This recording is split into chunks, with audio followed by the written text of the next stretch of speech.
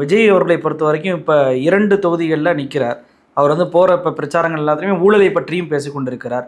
ஒருவேளை 2 தொகுதியிலும் அவர் வெற்றி பெற்றால் ஒரு தொகுதியில் கண்டிப்பாக ராஜினாமா பண்ணி ஆகணும். மீண்டும் இடைத்தேர்தல் என்பது வரும். அதில் இந்த இடைத்தேர்தல் நடத்தும் போது அது மக்களுடைய வரிப்பணம் தானே வீணாகுது. ஊழலில் மக்கள் வரிப்பணம் வீணாகுதுன்னா தேர்தலையும் வரிப்பணம் வீணாகுதுன்றப்ப விஜய் ஏன் அந்த முடிவை எடுக்கிறார் அப்படின்ற கேள்வியும் வருதுல்ல சார்? இல்லை, அதுக்கு முன்னாடியே நான் சொன்ன தன்னம்பிக்கை இல்லை. தன் மீது நம்பிக்கை உள்ளவன் ஒருத்தர் நிற்பான். திமுக அதிமுகவுக்கு போட்டின்னா, திமுகவுக்கும் தாவேக்காக்குன்னா போட்டின்னா நீங்கள் ஆட்டோமேட்டிக்காக ஒருத்தர் நின்னா போதும். ஏன்னா அதிமுக பாஜக கூட்டணி நீங்கள் கன்சிடரே பண்ணல. அப்போது உங்கள் மீது நம்பிக்கை இல்லை. முன்னுதாரணம் நான் சொன்னது என்னென்னா, நீங்கள் இப்போ சீமா சொல்கிறார்ல, வந்து இந்த இலவசங்கள் கொடுத்து மக்களை கெடுக்கிறார்கள், அரிசிக்கும் பருப்புக்கும் கையேந்த வைக்கிறார்கள், கரும்புத்துக்கும் வெள்ளுக்கும் வரிசையில் நிற்க வைக்கிறார்கள், இதெல்லாம் உங்களுக்கு வெக்கமா இல்லையா? கை நீட்டி வாங்குறீங்களே. நல்ல கேள்வி. தமிழ் வழி பள்ளியில் தான் படிக்க வேண்டும். தமிழ் ஒரு மொழி பாடம்தான் எங்கள் அரசு திட்டமாக இருக்கும். விரும்பினால் இன்னொரு மொழி கற்றுக்கொள்ளலாம். அது ஆங்கிலமோ ஏதோ விருப்ப மொழி எல்லாம் பேசுகிறார்ல. சரி, அவர் எப்படி இருக்காரா? அவர் பசங்க எங்கே படிக்கிறாங்க? தனியார் பள்ளியில். மதுரையில், அதுவும் வெளிநாட்டு நிறுவனம் நடத்துகிற கல்விக்கூடத்தில் படிக்கிறாங்க. தமிழ்நாட்டில் இருக்கிற பசங்கள்லாம் ஒரு மொழி பாடத்திட்டத்தில் அரசு பள்ளியில் படிக்கணும், இல்லைன்னா கொன்றுவேன், இல்லைன்னா கழுவு ஏற்றிடுவேன்றார். உங்கள் பசங்க எங்கே படிக்கிறாங்க? அந்த வெக்கத்தை எப்படி நான் சொல்கிறது?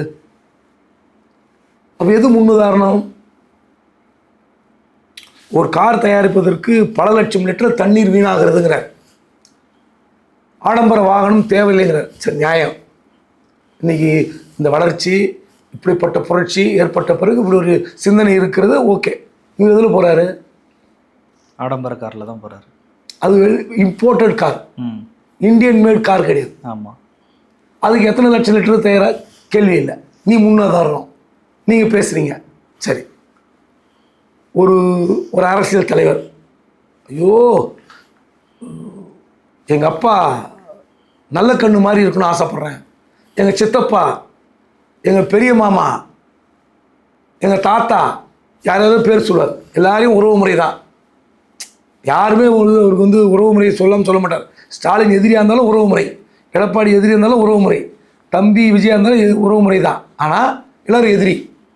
சரி, நல்ல கண்ணு மாதிரி ஒரு டபுள் பெட்ரூமில் இருங்க. எதுக்கு 8 லட்ச ரூபா கொடுத்து ஒரு வீட்டில் வாடகை இருக்கிறீங்க? அது முன்னுதாரணமா? உங்கள் பசங்க ஒரு அரசு பள்ளியில் படிக்கலை, ஒரு மொழி பாடத்திட்டத்தை இறக்கலை, நீங்கள் ஆடம்பர காரில் போகிறீங்க, நீங்கள் விமானத்தில் பயணம் பண்ணுறீங்க, நீங்கள் கடன் வாங்கியாவது, கட்சிக்காரங்கிட்ட கடன் வாங்கியாவது ஒரு பெரிய பங்களாவில் ஈஸியாக இருக்கிறீங்க. ஆனால் எது முன்னுதாரணம்? அப்படி பொங்குறீங்க. இலவசம் வந்து எல்லாம் கொடுத்தா வாங்கிப்பீங்களா? நாளைக்கு புள்ள தரான்னு சொன்னால் வாங்கிக்கிங்க இலவசமாக கேட்குறாரு. சரி, நியாயம். நீங்கள் முன்னுதாரணம் இருங்க. பாருங்கள், நான் ஒரு டபுள் பெட்ரூமில் எளிமையாக இருக்கிறேன். என்னுடைய பசங்க இருக்கிறதுலே அசோக் நகர் அரசு பள்ளியில் படிக்கிறாங்க. பாருங்கள், இந்த பள்ளி வந்து இருக்கிற சென்னையில் ஒரு உயர்தர பள்ளி. என் மகள் இங்கே படிக்கிறாள். மகனை வந்து இன்னொரு இடத்துல படிக்க வைக்கிறேன். படிக்க வைங்க. யார் வேண்டான்னு சொன்னால்? தமிழ்நாட்டில் இருக்கிற பாதி கலெக்டர், பாதி ஐபிஎஸ் ஆஃபீஸரோடலாம் வந்து எங்கே படிக்கிறாங்க? எங்கே படிச்சுட்டு வந்தாங்க? அரசு பள்ளியில் தான் படித்தவங்க. அப்போ ஏன் நீ சேர்க்க முடியல? இதுதான் முன்னுதாரணம். இதுதான் விஜய்க்கு. பல வழிகள், அதாவது உங்களுக்காக காயங்கள், வழிகள். என்ன இழந்தீங்க? என்ன இழந்தீங்க? ஒன்றும் இல்லை. அப்போ அது என்னன்னு சொல்லணும்ல. நான் பல வழிகளை தாங்கி கொண்டு உங்களுக்காக வந்து என்ன வழி தாங்கினீங்க? ஒருவேளை பல கோடி ரூபாய் பணத்தை விட்டுட்டு வர்றேன் அப்படின்றத சொல்கிறாரு. எங்கே வரீங்க? அரசியலுக்கு வரீங்க. பல கோடி ரூபாய் விட்டுன்னு எதுக்கு சொல்கிறீங்க? அதை சரி, நானே கேட்குறேன். அதை விட்டுட்டு நான் சேவை செய்ய வருகிறேன் அப்படின்னா என்ன செஞ்சுருக்கணும்? உங்களுக்கு என்ன வழி கொடுத்தாங்க போது அதை சொல்லுங்கள். என்ன வழி? 50 வருடம் நீங்கள் பிறந்தப்ப வந்து பார்ன் வித் சில்வர் ஸ்பூன், ஒரு பிரபல இயக்குனருடைய மகன். உங்களுக்கு என்ன கஷ்டம் தெரியும்? ஏதாவது உங்களுக்கு வந்து கரூர் சம்பவத்தில் கைது செய்து சென்னை புழல் சிறையில், திருச்சி மத்திய சிறையில் ஒரு 27 நாள் இருந்தீங்களா? இல்லை. அந்த ஜெயிலுக்குள்ள பெருச்சாளி ஓடிச்சா? டாய்லெட் போக முடியாமல் தவிச்சிங்களா? என்ன வழி கண்டீங்க? சொல்லவில்லை மக்கள்கிட்ட. கண்டிப்பா கண்டிப்பா. அப்போ எந்த வழின்னு சொல்லாம, எதுவுமே சொல்லாம உங்களுக்காக வழிகளை தாங்கி எந்த வழி?